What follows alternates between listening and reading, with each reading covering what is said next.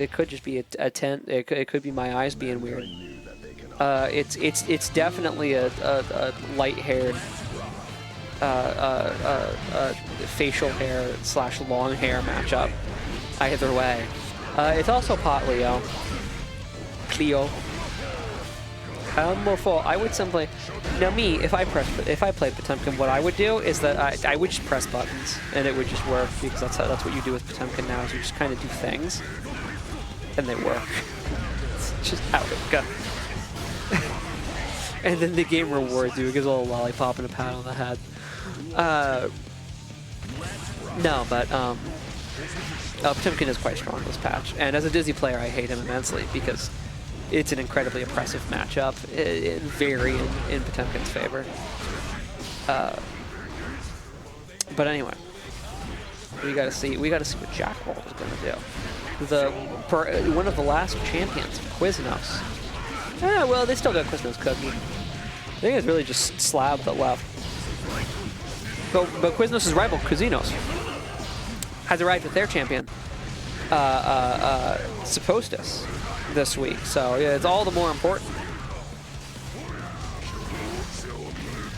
He's teleported. Yeah, so the thing that balances this character, even though he has really high health and does really high damage and has a lot of armor and has incredibly powerful mix-ups, and a full screen tool that does damage, and a projectile deleter, and can command throw you from round start for 40% of your health. The thing that balances him is he's slow, by the way. It's his poor mobility. I want you to keep that in mind as you remember him teleporting via RC. And then potentially Kara pot-bustering it. He's simply prepared for the...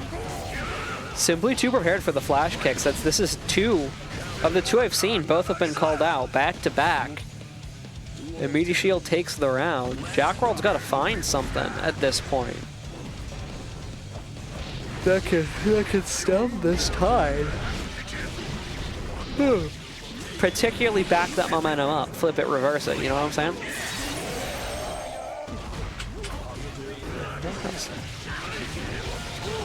Oh.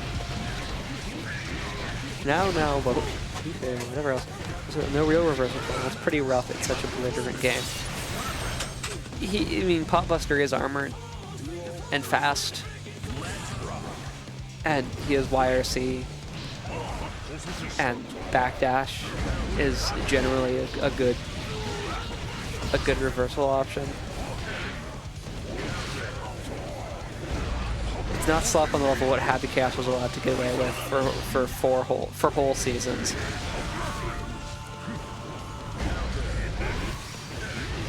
I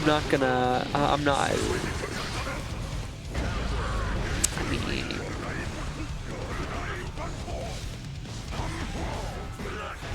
it might be because I've played good Potemkins, and I did not know any good Happy Chaoses back when he was just a one-man firing squad.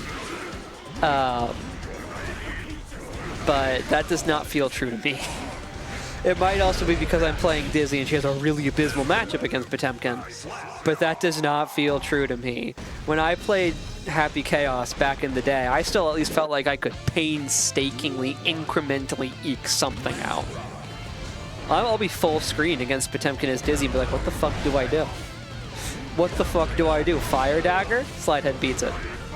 You know, set up a fish? Slidehead beats it. JD didn't actually do anything, and if I do it, you know, if I get even remotely predictable with it, Heat Tackle beats it clean. And even if I don't do it, Heat Tackle is not, you know, particularly easy to punish. I could just sit here and FD out Slidehead forever. It'll, you know, because if I don't FD, it'll do chip damage because it's a special that does damage. And if I do FD it, I lose meter, so I'm losing, you know, the ability to FD it until eventually I just take chip damage. Ice Pillar doesn't work. You know, Michael's sword also loses to anything with armor.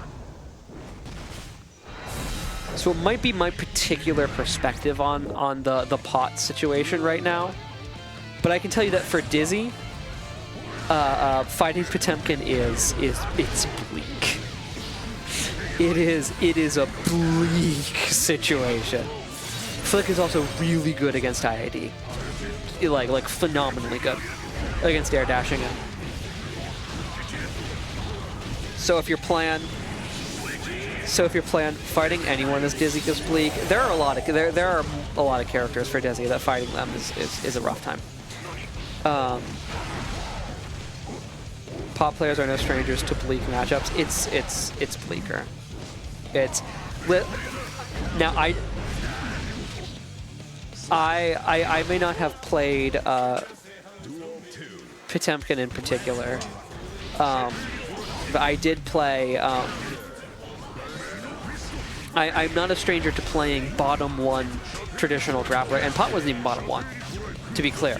But I'm no stranger to playing bottom 1 traditional grappler because my first fighting game was Fantasy Strike, and I played that for quite a long time before the pandemic as a sole Rook main, as only a Rook main, and any zoner matchup for Rook is just a horrible time.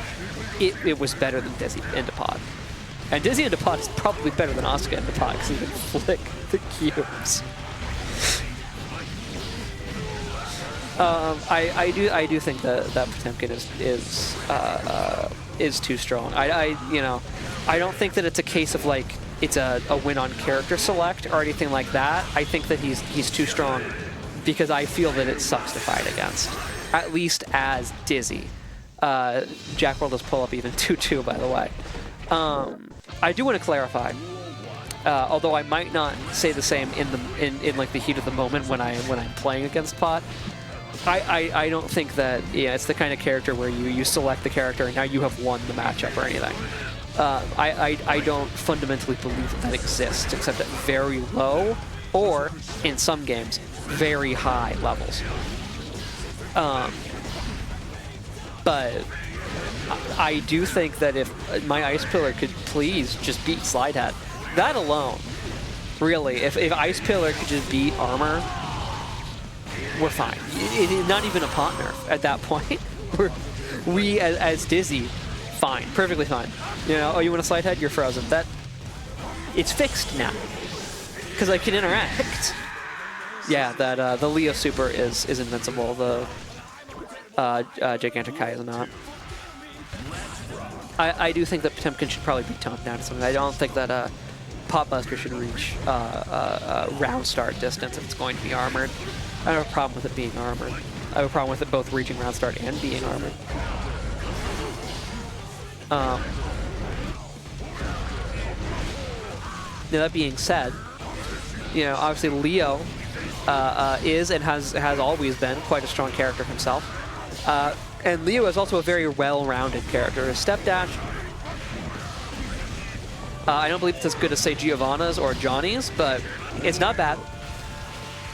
The damage is high, the mix-up is high. He can pretty much interact with you at every point on the screen. And jaqworld has been showing that you can put work in on this character. As much as the matchup into it with Dizzy is suffering. There are things you can do to this man. You still, if you hit him enough, he'll still fall down. This is how fighting games work.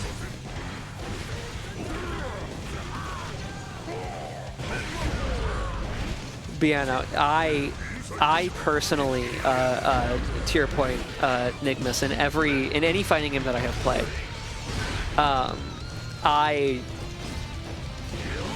I have never felt that any match. There are matchups that felt as out of my favor as Dizzy into Pot, but none of them like felt as unfun to fight for me. I think that Dizzy specifically needs some kind of tool in that matchup. MeatyShield is able to take it 3-2. Again, my complaints about Pot are not a reflection on how good anybody who plays Pot is. I'm not trying to say